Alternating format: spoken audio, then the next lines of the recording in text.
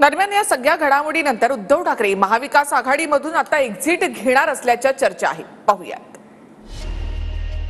शिंदेंच्या सत्कारावरून मविया अस्तित्वात आणणाऱ्या दोन शिलेदारांमध्ये वाद सुरू झालाय। दोन शिलेदारांमधल्या वादामुळे मवियाच्या अस्तित्वावरच प्रश्न निर्माण झालेत। उबाठा गटाच्या प्रवक्त्याला ही पुन्हा असलेली आघाडीमधली धुकधुक जी आहे, मुळात ही महाविकास आघाडी राहिलीच नाही।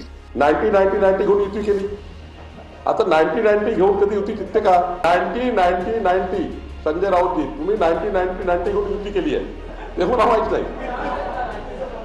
आम्ही अशी युती नाही केली, आम्ही होशामध्ये युती केली। दिल्ली विधानसभेच्या निकालानंतरही संजय राऊतांनी काँग्रेसवर आगपाखड केली होती। महाराष्ट्रामधल्या पराभवाचं खापरही राऊतांनी काँग्रेसवर फोडलं होतं। महाराष्ट्र विधानसभेच्या निकालानंतर ठाकरेंच्या शिवसेनेची भाजपबद्दलची भूमिका काहीशी मवाळ झाली होती। उद्धव ठाकरे, आदित्य ठाकरे फडणवीसांना भेटल्यानं याचीही चर्चा सुरू झाली। बाळासाहेब ठाकरेंच्या स्मारकाच्या कामासंदर्भात ठाकरेंच्या शिवसेनेचे 3 मोठे नेते फडणवीसांना भेटले। या सगळ्या घडामोडींनंतर ठाकरे मवियातून एक्झिट घेणार असल्याची चर्चा सुरू आहे।